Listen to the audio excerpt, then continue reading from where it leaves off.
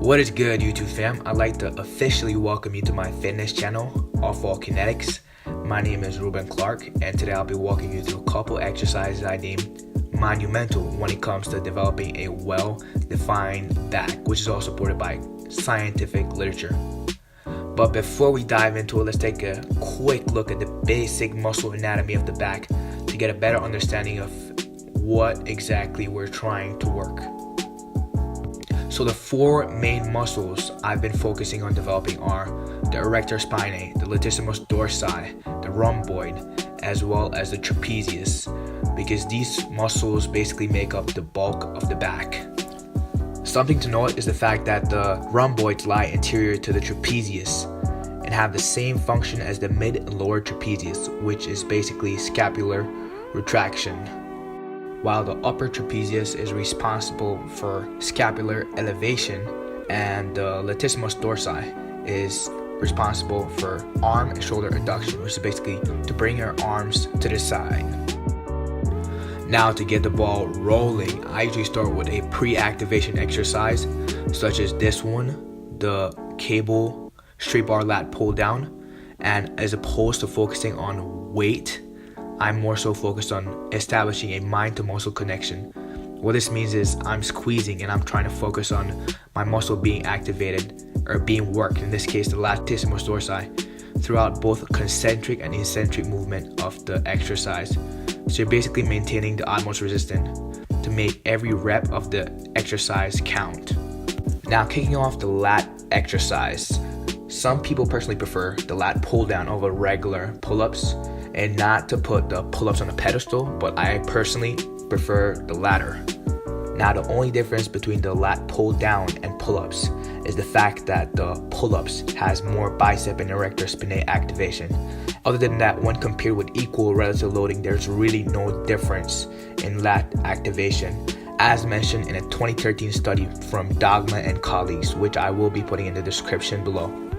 Now, exercise number 2 is a staple in the fitness journey because it's a superior compound exercise, which simply put engages multiple muscle groups and attacks both upper and lower back.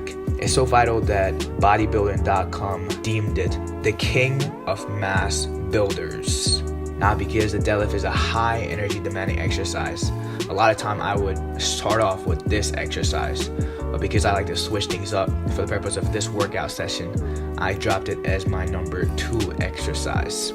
Another important thing to note is the fact that deadlift is a closed chain exercise, being that both my feet are held at a fixed point as seen in the video, which translates into a great deal of motor unit recruitment, as shown in this study by Department of Rehabilitation Medicine in Sweden and other studies. Now, what this means is that when it comes to deadlift, there's activation of multiple motor unit recruitment, which strengthens and helps define a well-muscular definition of the back. But there's also a great deal of muscle contraction going on in the lower body.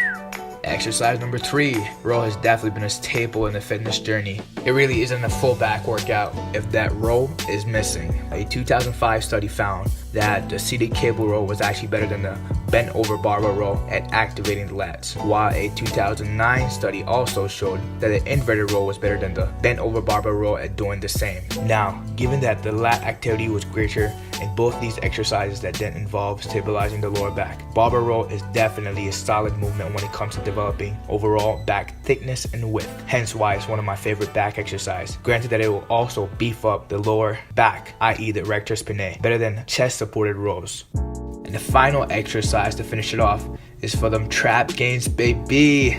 Now, as I mentioned earlier, the main function of the upper traps is scapular elevation. That being said, the classic barbell shrug is ideal when it comes to activating those trap muscles. What I try to do is resist the weight throughout the full upward and downward range of motion. Now, with the added shrug at the peak of this exercise, I definitely feel my traps after about 4 sets. I kid you not.